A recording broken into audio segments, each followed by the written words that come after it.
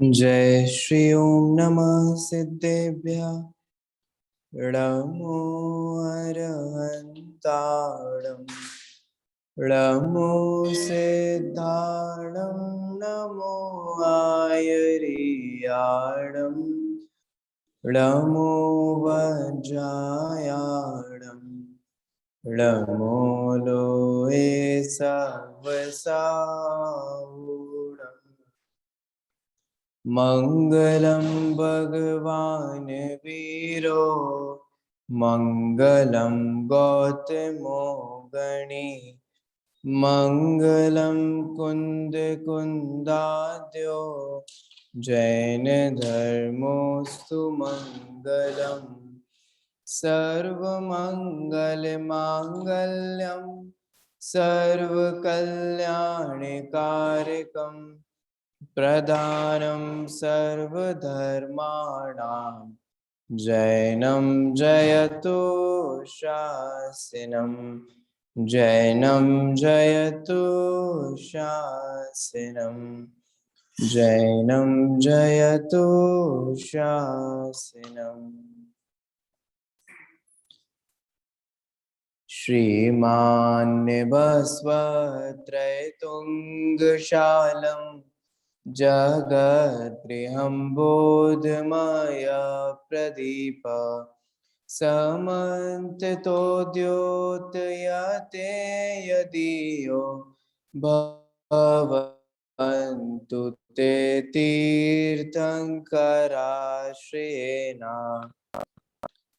अमित गति आचार्य द्वारा रचित धर्म परीक्षा ग्रंथ, जिसका 14वां परिच्छेद अपना यहाँ पर चल रहा है।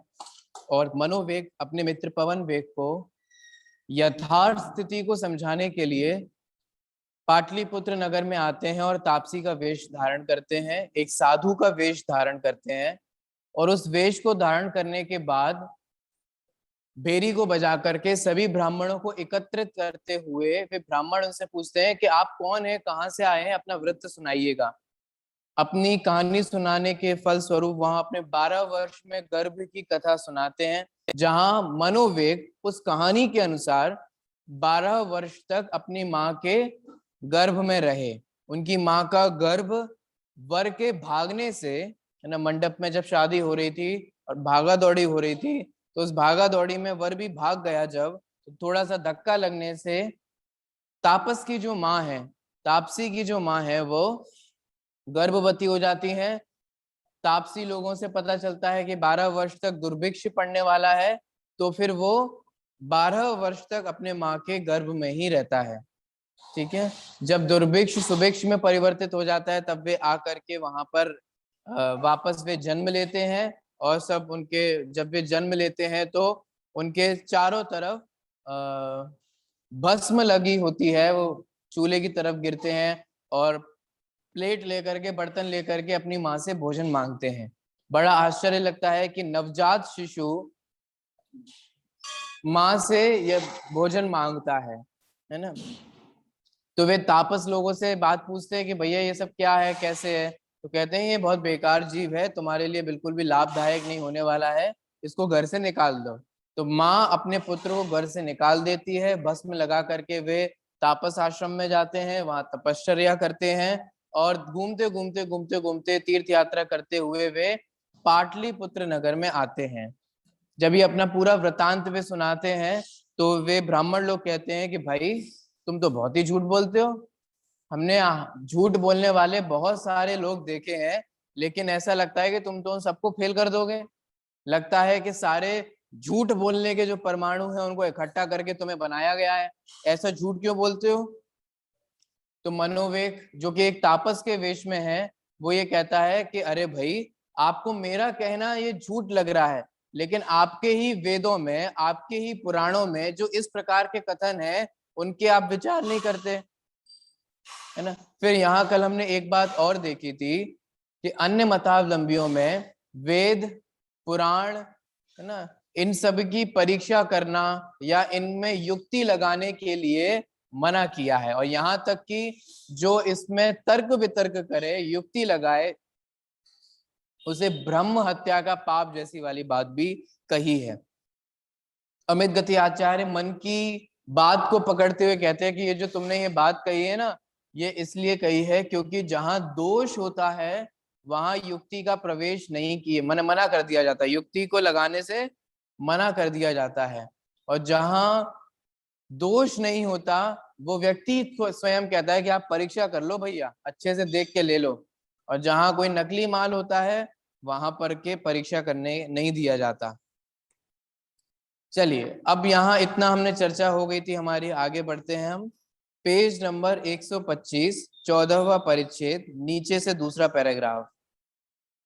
मनोवेग के इस कथन को सुनकर वेद को प्रमाण मानने वाले वे ब्राह्मण बोले कि हे भद्र, केवल वचन मात्र से दोष के प्रदर्शित करने पर वस्तुतः दोष कहां से हो सकता है, अर्थात नहीं हो सकता है। मैंने ख्याल में आ रहा है क्या कह रहे हैं? यहाँ ये कह रहे हैं कि आप ये कह रहे हो कि वेद और पुराणों में भी ऐसे दोष हैं, तो हम बोलने से दोष है कि तुमने बोल दिया और उसमें दोष हो गया, बोलने से थोड़ी ना होता है। उदाहरणार्थ, तलवार तीक्ष्ण है, ऐसा उच्चारण करने से ही वह जीभ को नहीं काट डालती। यदि वचन के उच्चारण मात्र से ही दोष की संभावना होती तो फिर अग्नि उष्ण है, ऐसा कहने पर मुंह क्यों नहीं जलता है। इसलिए हे भद्र, यदि हमारे पुराणों में कहीं वस्तुतः कोई दोष है तो उसका केवल वचन मात्र से उल्लेख ना करके जहां वह दोष विद्यमान हो उस पुराण को तुम हमें निर्भयता पूर्वक कहो हम सब नैयायिक हैं। नैयायिक समझते हैं आप लोग, है ना? आपको बताया हमने कि कई मत वाले हैं, मीमांसक होते हैं, जैमिनीय होते हैं, योग होते हैं, सांख्य होते हैं, अपने जैन है ना? ऐसे ही नैयायिक मतावलंबी भी होते हैं। वे कह रहे हैं हम सब नैयायिक हैं। कौन होते हैं नैयायिक? जो न्याय का अनुसरण करे वो नैयायिक, है ना? और हमारे आचार्य फिर ऐसे ही बोलते हैं, जो विचार करे, चिंतन करे, मनन करे वो मीमांसक। हमारे आचार्य कहते हैं कि हे मीमांसक, इतना तो तुम चिंतन और मनन करके बताओ इसका जवाब। जैसे कोई क्रॉस क्वेश्चन करते हैं ना, है ना? तुम तो मनन करने वाले हो ना, तभी तो मीमांसक हो, और तुमने इतनी सी बात नहीं विचार की, है ना? ऐसे नैयायिक से भी, नैयायिक हो तुम तो न्याय का अनुसरण करने वाले हो और फिर भी तुमने ऐसा अन्याय किया। देखो, तो वे सब ब्राह्मण कह रहे हैं कि हम सब नैयायिक हैं, न्याय का अनुसरण करने वाले हैं, इसलिए न्यायोचित भाषण को ग्रहण किया करते हैं। इस पर अपने व दूसरों के आगम के रहस्य को जानने वाले उस मनोवेग विद्याधर ने कहा कि यदि आप न्याय वचनों के ग्रहण करने वाले हैं तो फिर मैं अपने हृदयगत अभिप्राय को कहता हूं, उसे सुनिए।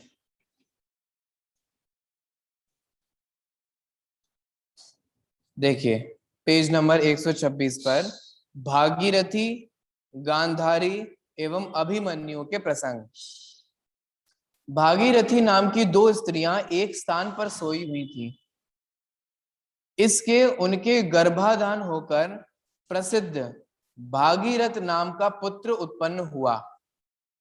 यह आपके पुराणों में वर्णित है।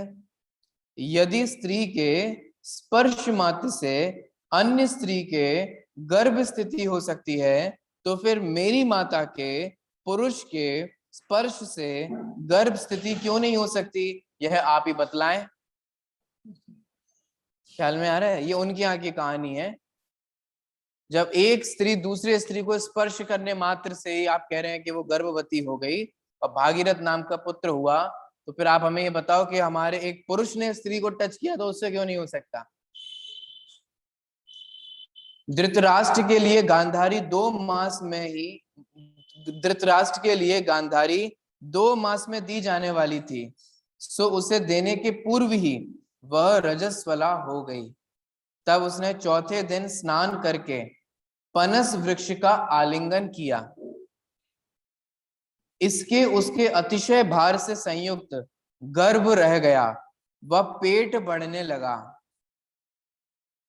तब पिता ने उसके गर्भ को देखकर उसे धृतराष्ट्र के लिए दे दिया, उसके साथ वैवाहिक विधि संपन्न करा दी। ठीक है, लोक निंदा से बचने के लिए सभी जन प्रयत्न किया करते। पश्चात धृतराष्ट्र के द्वारा परिणीत उसने जिस विशाल पनस के फल को उत्पन्न किया, उसके मध्य में 100 पुत्र वृद्धिंगत हुए थे। देख रहे हो कैसी कैसी बातें चल रही हैं। पेड़ का आलिंगन करने से, पेड़ को गले लगा लेने से वो गर्भवती हो गई और उनने वो फल दिया, है ना 100, हाँ, फल को उत्पन्न किया और उसके मध्य में 100 पुत्र वृद्धिंगत हुए। मैंने ऐसा फल हुआ जिसमें 100 पुत्र हुए। वो कैसी बात है। माने पेड़ को गले लगा लेने से ही यहाँ पे सारी बात हो रही है। इस प्रकार पुराण के वृत्त को कहता हुआ, मैं तुझे ये याद आ रहा है कि अगर पेड़ को गले लगाने से ही गर्भवती हो जाते हैं, तो अपने यहाँ एक चिपको मूवमेंट चला था पेड़ों को बचाने के लिए, है ना। और उसमें जैसे जो लोग पेड़ काटने आते थे ना, तो गांव के लोग उन पेड़ों से चिपक जाते थे कि तुम कैसे काटोगे, लो हम नहीं काटने देंगे, है ना। ऐसा एक मूवमेंट चला था बीच में ना। तो ऐसे पेड़ को गले लगा के वो ऐसे कर लेते थे। तो ऐसे करने से अगर सब गर्भवती हो जाते तो सबको हो जाना चाहिए था। और उसमें महिलाओं ने पार्टिसिपेट किया था।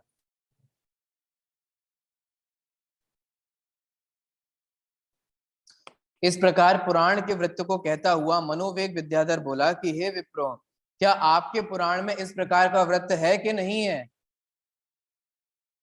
इस पर वे ब्राह्मण बोले कि हे भद्र, पुराणों में इस प्रकार का वृतांत अवश्य है, उसका निषेध कौन करता है।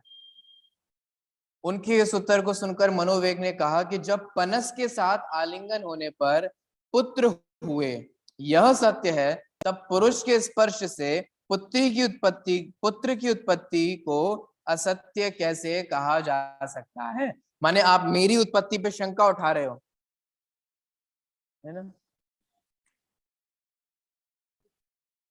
देखिए, मनोवेग के इस कथन को सुनकर वे ब्राह्मण बोले कि हे भद्र, पति के स्पर्श मात्र से तुम उत्पन्न हुए हो, यह तुम्हारा कथन सत्य है, परंतु उन तापसों के वचन को सुनकर तुम 12 वर्ष तक माता के पेट में ही स्थित रहे, इसे हम स्वीकार नहीं कर सकते हैं। क्या करें अब, जब उनके ग्रंथों में, तो फिर हाँ ठीक है, फिर आप सही हो, क्या करें। इतनी हिम्मत तो नहीं हो सकती ना जो हम ये कह सके कि नहीं तुम भी गलत हो और वो ग्रंथ में भी लिखा है वो भी गलत है। ठीक है, अपने अपने जिस ग्रंथों को श्रद्धान करके माना है, वे ब्राह्मण लोग ये कैसे कह दें। तो इसीलिए उन्हें गलत नहीं कह सकते ना, इसलिए तुम सही हो, अभी भी सही है। तो अब भी ब्राह्मण बोलते चलो ये स्पर्श वाली घटना तो हमें मान ली, हमने माननी पड़ी। कौन सी वाली, कि तुम्हारे पिता के स्पर्श मात्र से तुम्हारी माँ, धक्का, स्पर्श माने धक्का देने मात्र से तुम्हारी माँ गर्भवती हो गई, ठीक है हमने मान लिया। लेकिन तुम जो ये कह रहे हो ना कि तुमने ये सुन लिया था कि 12 वर्ष अकाल पड़ने वाला है और फिर तुम 12 वर्ष तक गर्भ में रहे, ये बात नहीं मानेंगे हम। तो देखो, यह सुनकर मनोवेग बोला कि पूर्व समय में कृष्ण ने अपनी बहन सुभद्रा के लिए चक्रव्यूह के विस्तार के संबंध में निवेदन किया था। उसे चक्रव्यूह की रचना और उसके भीतर प्रवेश करने की विधि को समझाया था। उसे उस समय माता के गर्भ में स्थित अभिमन्यु ने कैसे सुन लिया था। कितना प्रसिद्ध उदाहरण है ये। ठीक है, माने आपको ये शंका हो रही है कि हमने ये कैसे सुन लिया कि 12 वर्ष तक अकाल पड़ने वाला है, और ये सुनकर ही तो हम अंदर दुपक के बैठ गए कि अब हम बाहर नहीं आएंगे। और आपके यहाँ वो अभिमन्यु ने वो चक्रव्यूह का पूरा कैसे भेदन करना है, कैसे क्या करना है, ये कहाँ सुन लिया था, तब गर्भ में ही सुन लिया था। उसे उस समय माता के गर्भ में स्थित अभिमन्यु ने कैसे सुन लिया था। और हे ब्राह्मणों, मैं माता के गर्भ में स्थित रहकर तापसों के कथन को क्यों नहीं सुन सकता था। जिस प्रकार गर्भस्थ अभिमन्यु ने चक्रव्यूह के वृत्त को सुन लिया था, उसी प्रकार मैंने भी माता के गर्भ में रहते हुए तापसों के कथन को सुन लिया था और याद रखा। दोनों ही बातें है ना। अभिमन्यु ने सुन भी लिया था, चलो सुन लिया, लेकिन उसको बिल्कुल याद भी रहा। ठीक है, हमें गर्भ की चीजें याद है, बताओ हम लोगों को। जिनवाणी में तो कहा कि गर्भ में कितने दुख भोगे, लेकिन दिक्कत तो यही है ना कि याद ही नहीं है। तो सोचो मनुष्य गति में ही गर्भ में जो हमने दुख भोगे वो ही हमें याद नहीं है, लेकिन अभिमन्यु ने गर्भ में स्थित होकर के चक्रव्यूह कैसे भेदन किया जाता है और कैसे पूरी प्रक्रिया है वो सारी सुन ली, बड़े हो गए और बड़े होकर के भी पूरी उनको याद रही। देखिए आगे अगला प्रसंग, मंदोदरी एवं इंद्रजीत उत्पत्ति का प्रसंग। मय नामक ऋषि ने जब अपने लंगोट को तालाब में धोया था, तब उसमें से जो वीर्य का अंश प्रवाहित हुआ उसे पानी में स्थित एक मेंढकी ने आकर पी लिया था। बिल्कुल हंसी आती है सब कहानियां सुन करके। उसके पीने से उस मेंढकी के गर्भ रह गया। तब उस सती ने समय के पूर्ण हो जाने पर एक सुंदर कन्या को जन्म दिया। कौन सती है यहाँ? मेंढकी। मेंढकी कौन है? सती हो गई। क्यों? वैसे तो वो मेंढकी ही थी, है ना, लेकिन ऋषि के, है ना, लंगोट से और वीर निकला और वो अंदर गया, पी लिया उसने, तो अब वो सती हो गई। और वो हो गया और वो गर्भवती भी हो गई। सब सब साइंस मना कर देगी, मैं क्या बोलूं, ये सब कुछ नहीं होता है ऐसे। तब उस सती ने समय के पूर्ण हो जाने पर एक सुंदर कन्या को जन्म दिया था। पश्चात उस मेंढकी ने यह जानकर कि यह उत्तम लक्षणों वाली कन्या हमारी जाति के योग्य नहीं है, उसे एक कमलनी के पत्ते पर रख दिया। ठीक है। एक समय में ऋषि उस तालाब के ऊपर पुनः पहुंचे, तब वहां उन्होंने उसे देखा और अपने वीर्य के प्रभाव से उत्पन्न हुई जानकर स्नेह के वश ग्रहण कर लिया। तत्पश्चात उन्होंने नाना प्रकार के उपायों द्वारा उसका पालन पोषण कर वृद्धिंगत किया। सो ठीक भी है, क्योंकि अपनी संतान के परिपालन में सभी जन स्वभावतः प्रवृत्त हुआ करते हैं। किसी समय वह यौवन अवस्था के प्रादुर्भूत होने पर रजस्वला हुई। उस समय उसने वीर से मलिन पिता के लंगोट को पहनकर स्नान किया, इससे उसके गर्भाधान हो गया। तब मय मुनि ने उस गर्भ को अपने वीर से उत्पन्न जानकर कन्या प्रसंग रूप लोक निंदा के भय से उसे स्तंभित कर दिया, अर्थात वहीं पर स्थिर कर दिया। ठीक है, ये उनकी आगे की कहानी समझ में आ ही रहा होगा, इतनी अटपटी सी लग रही है। इस प्रकार मुनि के द्वारा उस गर्भ को 7,000 वर्ष तक निश्चल कर देने पर वह कन्या को केवल पीड़ा उत्पन्न करता हुआ तब तक उसके उदर में अवस्थित रहा। कितने वर्ष तक? वो 7,000 वाली बात आपको एक्सेप्ट है और मेरे 12 वर्ष भी कर रहे हैं, आपको ख्याल में आ रहा है? देखो कैसी बात है, 7,000 वर्ष तक किसी के गर्भ रह सकता है, ये सब बातें हैं। तत्पश्चात ऋषि ने उस सुंदर कन्या को अतिशय शोभा से संपन्न रावण के लिए प्रदान कर दिया, जिसे उसने स्वीकार कर लिया। तब उसने इंद्रजीत नामक पुत्र को जन्म दिया। पूर्व में जब इंद्रजीत उत्पन्न हो चुका, तब कहीं 7,000 वर्षों के पश्चात रावण मंदोदरी के पति स्वरूप से प्रसिद्ध हुआ। इस प्रकार हे विद्वानों विप्रों, यह कहिए कि वह इंद्रजीत 7,000 वर्ष तक कैसे माता के उदर में अवस्थित रहा और मैं केवल 12 वर्ष तक ही क्यों नहीं माता के उदर में रह सकता था। मनोवेग के इस कथन को सुनकर यज्ञकर्ता ब्राह्मण बोले कि हे साधु, यह तुम्हारा कहना सही है। ठीक है, हमने मान लिया, क्या करें, है ना। थोड़ा कलेजा बड़ा बड़ा होता तो ये कहते कि नहीं नहीं भैया, वो पुराण में भी जो लिखा है वो गलत लिखा है ना। लेकिन अब वो कैसे कह दें, इतनी हिम्मत नहीं हो पाती है। तो हम ये कह रहे हैं कि चलो अब हमारे पुराणों में लिखा है तो तुम भी सही।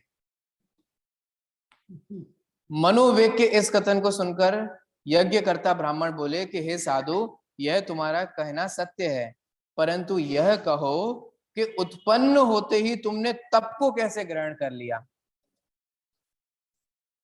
इसके अतिरिक्त तुम्हारी माता तुमको जन्म देकर कन्या कैसे रही, तब वैसी अवस्था में उसका पुनः विवाह कैसे संपन्न हुआ, यह अतिशय असंगत है। इस सब संदेह रूप अंधकार को नष्ट करने के लिए हमें उत्तर दो। इस पर मनोवेग ने कहा कि यह भी मैं जानता हूं, उसे कहता हूं सावधान होकर सुनिए। ठीक है, अब क्या है, देखो पहले ये बात थी कि सिर्फ वर के स्पर्श मात्र से वधु गर्भवती कैसे हो सकती है। ठीक है, तो वहां बता दिया कि तुम तो वहां एक लड़की का दूसरी लड़की से स्पर्श होने से ही मान लेते हो कि वो गर्भवती हो गई। चलो वो छोड़ो, वो तो मनुष्य थी। एक स्त्री का पेड़ से आलिंगन होने पर ही तुम ये मान लेते हो कि वो गर्भवती हो गई। तो जब अगर तुम ये मान रहे हो तो तुम्हारे को फिर अब ये भी मानना पड़ेगा। तो उन्होंने कहा ठीक है कोई बात नहीं, हमने एक्सेप्ट कर लिया, ये बात तो ठीक है, लेकिन हमें ये बताओ 12 वर्ष तक कैसे रह सकते हो तुम। तो कहा जैसे वो 7,000 वर्ष तक रहे ना, सेम उसी विद्या से हम भी रह लिए। वही टेक्निक थी जिस टेक्निक से वो 7,000 वर्ष तक जब गर्भ में रह सकते हैं, बस उसी टेक्निक को यूज करके हम 12 वर्ष तक रह लिए। ठीक है, चलो ठीक है, एक्सेप्ट कर लिया, अब क्या करें। अब हमारे को तुम ये बताओ, अब देखो क्या हुआ कि तुम्हारे को जन्म देने के बाद भी वो कन्या रही, कन्या के रहते हुए वो विवाह हो गया, है ना। ये सब कैसे हो रहा है, ये जरा हमारे को बताओ। चलिए अब अगली कहानी है पाराशर एवं धीवर कन्या का प्रसंग। यहाँ अन्य तापस जनों से पूजित सब तापसों से श्रेष्ठ एक पाराशर नाम का तापस हुआ है। वह जिस नाव से गंगा नदी को पार करने के लिए उसके भीतर प्रविष्ट हुआ, उसे एक नवीन यौवन से विभूषित शरीर वाली धीवर कन्या चला रही थी। ठीक है, उसे यौवन से विभूषित देखकर पाराशर काम के बाणों से विद्ध हो गया। पाराशर कौन था? एक तापस था, देख रहे हो, तपस्या तुरंत भंग हो गई। उसने इससे उसने उस कन्या को भोगना प्रारंभ कर दिया। अब जब तापस ये सब कर सकते हैं तो सामान्य गृहस्थ भी तो उनके प्रसंगों को देख देख करके करेंगे। तो ठीक भी है, काम के बाणों से विद्ध हुआ प्राणी योग्य और अयोग्य स्थान को, अर्थात स्त्री की उच्चता और नीचता को नहीं देखा करता है। क्या देखना चाहिए था बताओ? वो तापस थे ना, वैसे तो बहुत ब्राह्मण हो ना, बहुत पवित्र हो तुम लोग, अपने आप को ये लोग मानते ना हम ब्राह्मण हैं, हम बहुत पवित्र हैं, तुम शूद्र हो, और तुमने ये भी विचार नहीं किया वो धीवर कन्या थी, है ना। तो योग्य अयोग्य का विचार करना चाहिए था, है ना। कौन योग्य व्यक्ति, योग्य पुरुष, इन सब का विचार करो, बोलो कौन करता है? वैश्या सेवन करने वाले कौन विचार विचार करते हैं? वैसे तो हम तुम्हारे यहाँ का पानी भी नहीं पिएंगे, तुम्हारे हाथ का बना हुआ खाना भी नहीं खाएंगे, लेकिन जब वैश्याओं के पास जाते हैं तब बोलो जी, ये लोग धर्म के नाम पर इतना लड़ते हैं, कभी किसी वैश्या से पूछते हैं कि वो किस धर्म की है, किस जाति की है?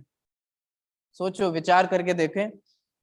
माने सारा धर्म, सारी जाति, सारी तभी याद आती है, और वैश्या सेवन करते वक्त कोई धर्म नहीं, कोई जाति नहीं, कौन है कौन नहीं है, क्या नहीं है, क्या स्वरूप है, कोई विचार नहीं करते। ये क्या है? ये है, इसीलिए ये काम भाव निंदनीय है, जहां व्यक्ति की बुद्धि नष्ट हो जाती है। ये हो गई कि नहीं होगी? वैसे तो बहुत तुम अपनी बुद्धि चलाते हो कि ये छुएंगे, ये नहीं छुएंगे, ऐसा करेंगे, ऐसा नहीं करेंगे, है ना। इनके घर का खाएंगे, इनके घर का, बहुत करते हैं लोग, है ना। इनके यहाँ का पानी नहीं पिएंगे, इनके बना हुआ भोजन नहीं खाएंगे। मैंने ये सच्चाई बता रहा हूँ, जिस स्त्री का बना हुआ आप भोजन भी ना खाओ, लेकिन उस स्त्री को भोगते हो, और उस स्त्री को भोगने में शर्म नहीं है। ये कैसी हमारे दो तरफा हमारे नियम है ना, डबल स्टैंडर्ड्स हैं हमारे। देखिए, तो काम भाव इसलिए खतरनाक है, कुछ भी विचार नहीं करता। योग्य अयोग्य स्थान कहाँ थे? नदी में है, कहाँ है, कौन नहीं है, मैं साधु हूँ, वो एक कौन कन्या है, कोई विचार नहीं। साधु हैं तो कितने उम्र दराज होंगे, ये भी विचार करो। आगे देखिए, शाप देने के भय से भीत होकर उस धीव्र कन्या ने भी उसे स्वीकार कर लिया। देख रहे हो कितना डरपो मैंने डराया जाता है, और डरा डरा के धर्म किया कराया जाता है। देखो, हमें तो कितना खुश होना चाहिए कि हमारे दिगंबर मुनिराज ऐसे होते हैं कि हमें उनसे डरने की जरूरत नहीं है। क्यों दिगंबर मुनिराज से डरने की जरूरत क्यों नहीं है? क्योंकि विचार करो, जब यशोधर मुनिराज के ऊपर उन्होंने सर्प डाल दिया, तो भी उन्होंने उनको कोई श्राप नहीं दिया। बोलो दिया कि नहीं दिया? और जब उपदेश भी दिया, कुछ आशीर्वाद भी निकला, मुख से कुछ निकला भी उनकी लिए कोई भावना भी भाई, तो क्या भाई? धर्म वृद्धि की भावना भाई। ऐसे होते हैं हमारे मुनिराज, इन्हें बोलते हैं साधु। जो ऐसे डराए धमकाए, इन्हें तो गुंडा बोलते हैं। बोलो, है ना? अब बस अपने जिसके पास जो पावर हो उस पावर से डरा रहे हो। एक पॉलिटिकल व्यक्ति के पास जो पावर होती है वो उससे डराता है, एक पुलिस वाला डराता है। मैंने, अब आप सबको पता है कि आजकल क्या होता है, कोई व्यक्ति पावर में हो तो किसी भी कन्या को उठा करके उसके साथ गलत काम कर देता है और उसको डराता है, धमकाता है। देखो तुम अगर तुम बता दोगी तो हम तुम्हारे को ऐसा कर देंगे, ऐसा कर देंगे, वैसा कर देंगे। तो ये अपनी पावर का यूज करना हुआ कि नहीं हुआ? गुंडागर्दी हुई कि नहीं हुई? तो तापस लोग श्राप देकर के गुंडागर्दी कर रहे हैं।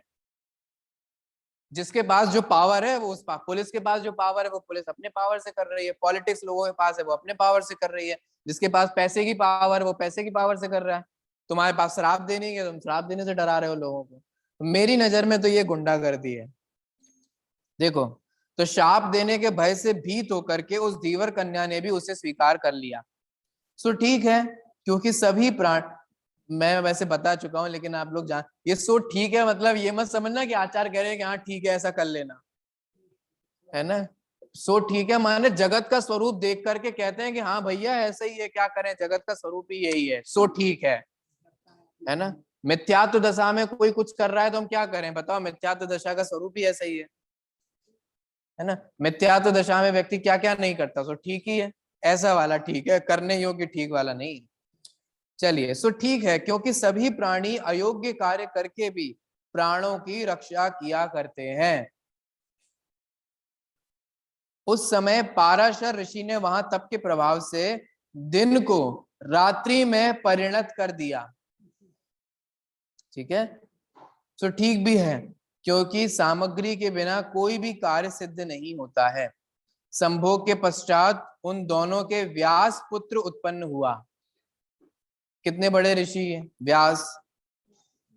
उसने हे पूज्य माता मुझे आज्ञा दीजिए, इस प्रकार भक्ति पूर्वक पिता से याचना की।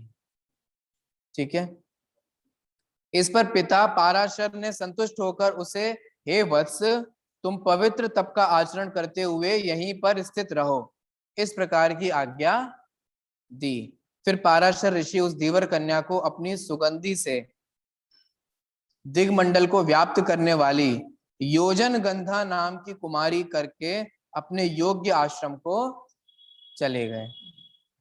क्या है बताओ? भोग भोगा, बच्चे पैदा किए और छोड़कर चले गए। ऐसा ऐसा करना चाहिए बताओ आप? आज की दुनिया में कोई करे तो ये उचित है? वो क्या, कौन करेगी, क्या होगा क्या नहीं होगा बताओ? कहाँ आज अपन बेचा, क्या कैसे संभालेगी, क्या करेगी, बच्चों को कैसे पालन पोषण करेगी? वे ऋषि चले गए। एक पुत्र तो हो गया व्यास, और ये योजन गंधा नाम की कुमारी। हाँ,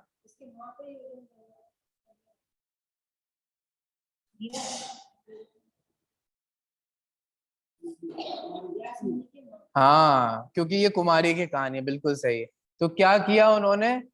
हाँ, यहाँ ये कहा जा रहा था ना कि वो कैसे हुआ, तो बराबर ये बात है कि उसके साथ भोग भोगा, व्यास नाम का पुत्र हुआ, और फिर उसको उन्होंने, है ना, दोबारा से कुमारी बना करके, लड़की बना करके वापस चले गए, योजन गंधा नाम की। हाँ चलिए, इस प्रकार वह व्यास जन्म लेने के पश्चात पिता की आज्ञा से कैसे तापस हो सकता है, और मैं जन्म लेने के पश्चात माता की आज्ञा से क्यों नहीं तापस हो सकता हूं?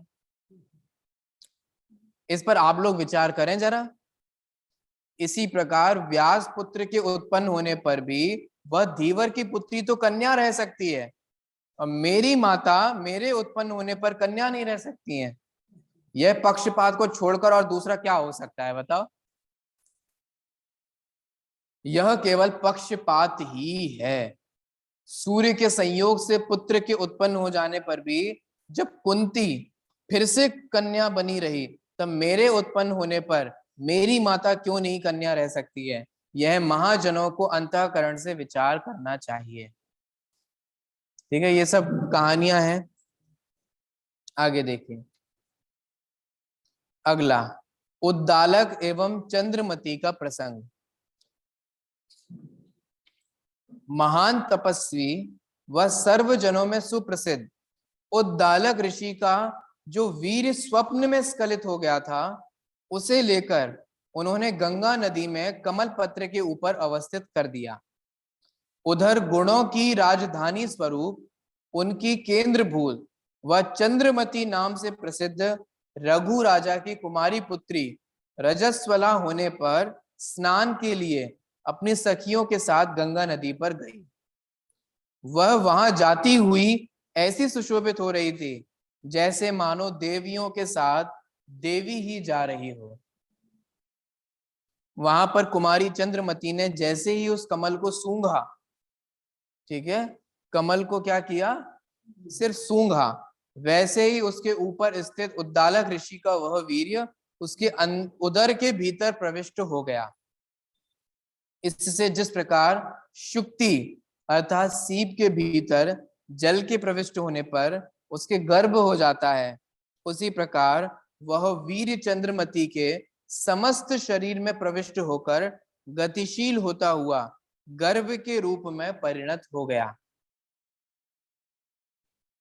तब उसे गर्भवती देखकर उसकी माता ने इसकी सूचना राजा रघु से की, जिससे राजा ने उसे वन के मध्य में स्थापित करा दिया। ठीक है, वन के में दूर दूर भिजवा दिया। ठीक है, सत्पुरुष घर के दूषणों से अधिक पीड़ित हुआ करते हैं। क्या कह रहे हैं? सत्पुरुष स्वयं तो सत्पुरुष है, उनका आचरण तो निर्मल है, लेकिन वे किससे पीड़ित हुआ करते हैं? घर के दूषणों से। बोलो, सबसे ज्यादा इल्जाम जो लगाया जाता है वो किस बात का लगाया जाता है? सत्पुरुषों पे। उन पे नहीं इल्जाम लगाया जाता है, उनके घर पे इल्जाम लगाया जाता है। नहीं आया आपको भावासन की यहाँ मतलब क्या है? अरे मतलब यहाँ ये है कि देखो तुम्हारा मारीची अपने लड़का को तो अपने पोता को तो संभाल ना पा रहे, वो देखो यहाँ भगवान का विरोध कर रहा है, यहाँ उपदेश देने में लगे हैं। है ना, समझ में आ रहा है? तीर्थंकर आदिनाथ उपदेश दे रहे हैं, अथवा भरत चक्रवर्ती हैं, है ना। तो भरत चक्रवर्ती तो जिन आज्ञा को मानते हैं, सत्पुरुष हैं, सत पथ पर चलते हैं, लेकिन उनका ही पुत्र, उनके ही परिवार में रहने वाला पुत्र तीर्थंकर का विरोध कर रहा है, तो बोलो क्या करें? अपनी वजह से नहीं। कुछ समझ में आ रहा है क्या कहना चाह रहे हैं? सत्पुरुष अपनी वजह से नहीं है, अपने घर की वजह से परेशान है। उन पे दोष घर की वजह से लगता है।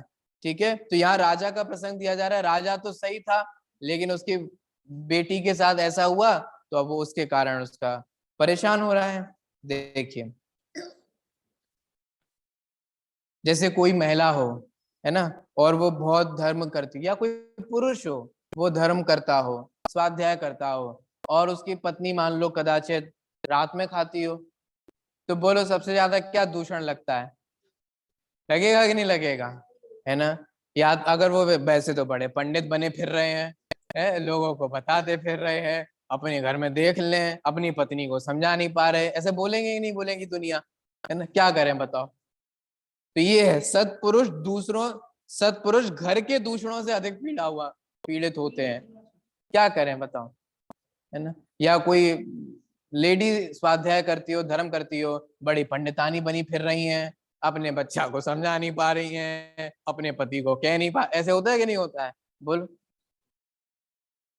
तो सत्पुरुष घर के दूषणों से अधिक पीड़ित हुआ करते हैं। आगे देखिए, तत्पश्चात कुमारी चंद्रमती ने तृणबिंदु नामक मुनि के निवास स्थान में निर्मल कीर्ति के नाश के कारणभूत नाग केतु नामक पुत्र को इस प्रकार से उत्पन्न किया, जिस प्रकार की दुष्ट नीति धन नाश को उत्पन्न किया करती है।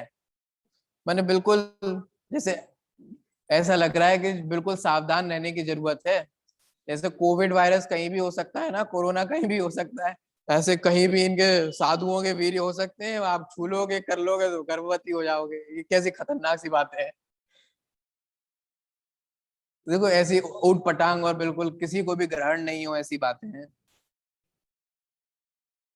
इस पुत्रोत्पत्ति से मन में खेद को प्राप्त होकर कुमारी चंद्रमती ने, जा तू अपने पिता को खोज, ऐसा कहते हुए बालक को एक पेटी में रखकर उसके साथ उसे गंगा में प्रवाहित कर दिया।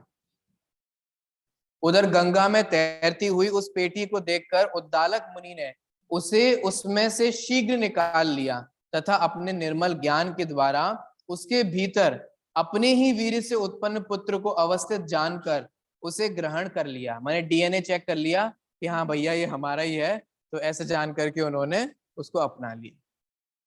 पश्चात जब वहां पुत्र को खोजती हुई कुमारी चंद्रमती आई, है ना, पहले तो गुस्से में, है ना, बहा दिया। मैंने बहा दिया क्या होता है, चलो बताओ, बहा दिया क्या होता है? मारने के लिए छोड़ दिया, वही तो बहा दिया होता है ना। बोलो कोई मगरमच्छ आके खा जाए, मान लो कोई तेज प्रवाह आए, वो पेटी उलट जाए, कितनी संभावनाएं होती हैं। जब इतनी बड़ी बड़ी नाव नाव पलट जाती हैं, ये पेटी पलट जाए, कोई कोई हिंसक पानी में रहने वाला जीव आ जाए, तो क्या होगा बताओ। कितने बड़े बड़े चील होते हैं, बाज होते हैं, बहुत बड़े बड़े, तो हम जैसे अपने इतने बड़े मनुष्य को भी उठा के ले जाए, बहुत बड़े बड़े भी होते हैं, वो ले जाए, मारने के लिए छोड़ दिया, और फिर बाद में ढूंढती हुई पहुंच रही हैं। इसलिए विचार करके सारे काम करने चाहिए। देखिए, पश्चात जब वहां पुत्र को खोजती हुई कुमारी चंद्रमती आई, तब उसे देखकर उस पुत्र को दिखलाते हुए उद्दालक ऋषि ने उससे कहा कि हे बाले, मैं तेरे ऊपर संतुष्ट हूं, तू मेरी वल्लभा हो जा, ठीक है, मेरी पत्नी हो जा। इस पर कुमारी चंद्रमती बोली कि हे मुने, यदि मेरा पिता मुझे तुम्हारे लिए प्रदान कर देता है तो मैं निश्चित ही तुम्हारी पत्नी हो जाऊंगी। इसलिए तुम जाओ और निर्भय होकर पिता से याचना करो। कारण यह है कि उन्नत कुल की कन्याएं स्वयं ही पति का वरण नहीं किया करती हैं, किंतु वे अपने माता पिता आदि की सम्मति पूर्वक ही उसे वरण किया करती हैं।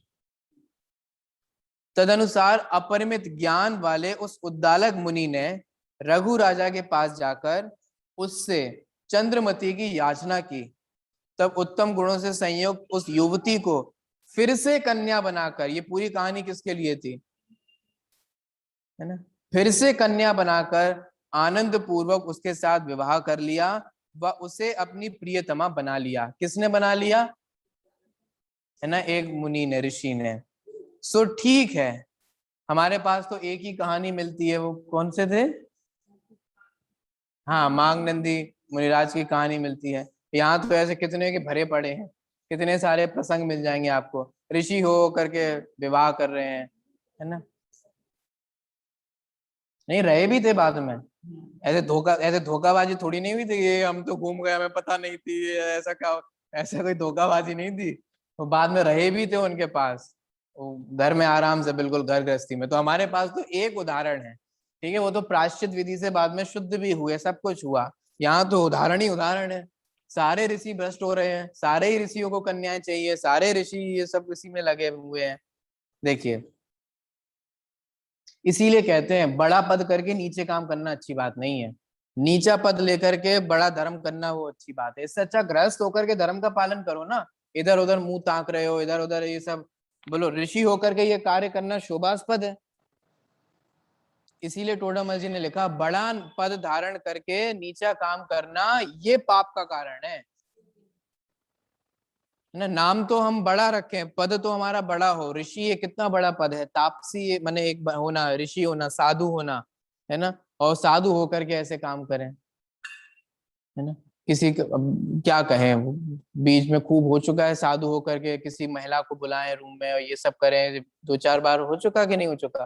फिर बाद में कितना सोचो ग्लानि हो, कितना कितना वो हो कि बताओ, जैनियों के साधु ऐसे होते हैं, जैनियों के साधु ऐसे होते हैं। इसलिए इसीलिए सिर्फ अपने साधु की नहीं, कोई भी बड़ा पद लेकर के नीचा काम करना शोभामान नहीं होता। इसीलिए अपनी अवस्था का विचार करो, अगर नहीं हो रहा तो शादी कर लो, कोई अपराध थोड़ी ना है, मोक्ष मार्ग में अग्रसर हो। लेकिन बड़ा पद करके ऐसे नीचे काम करना ये शोभास्पद नहीं होता। हाँ, देखिए, इसीलिए प्रतिज्ञा छोटी लो लेकिन पालो बड़ा। हम लोग भावना भावना में बड़ी बड़ी प्रतिज्ञा लेते हैं, फिर पछताते हैं और पालते कम है, ठीक है। टोडामल जी ने लिखा ना साफ साफ, प्रतिज्ञा नहीं लेने का तो कोई दोष नहीं है, लेकिन प्रतिज्ञा लेकर के उसको तोड़ना, इसमें दोष है ना। इसीलिए छोटी प्रतिज्ञा लो। स्वाध्याय करना है ना, अगर ये नियम लेना तो 5 मिनट का लो और 50 मिनट करो। लेकिन हम 50 घंटे मैंने 5 घंटे स्वाध्याय करेंगे ऐसा नियम लेके 5 मिनट भी समय नहीं निकाल पाते। मैंने हम बड़े बड़े प्रतिज्ञा लेकर के आज हम कुछ भी नहीं खाएंगे, है ना। शरीर की सामर्थ्य पता नहीं है और हमने ऐसा नियम ले लिया आज एक दिन का उपवास। अरे एक आसन का नियम ले लो और अगर दूसरे टाइम निभे तो निभाओ ना। इसी ऐसी बात है। ये नहीं कि उपवास ले लो फिर तो शाम को भूख लग रही है चलो एक आसन कर ले रहे, ये क्या है। करते हैं ऐसे बहुत से लोग। देखो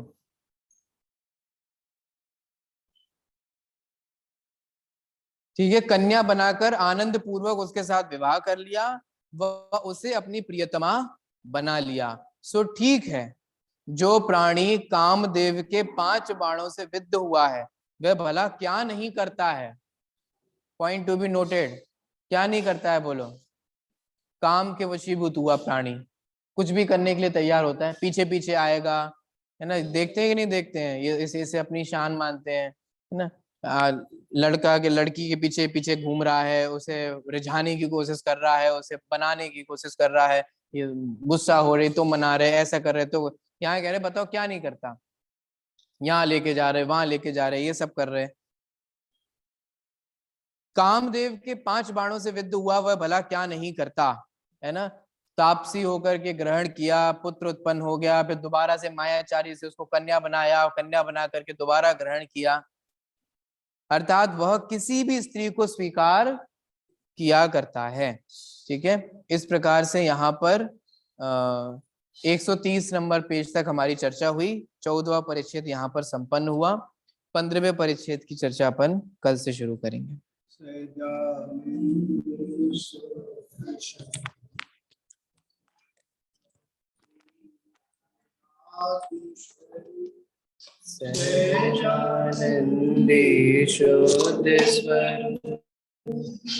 अविनाशी सहजानंदी शुद्ध स्वरूपी, अविनाशी में आत्म स्वरूप। मरे पर नहीं मरता, अजर अमर अविनाशी।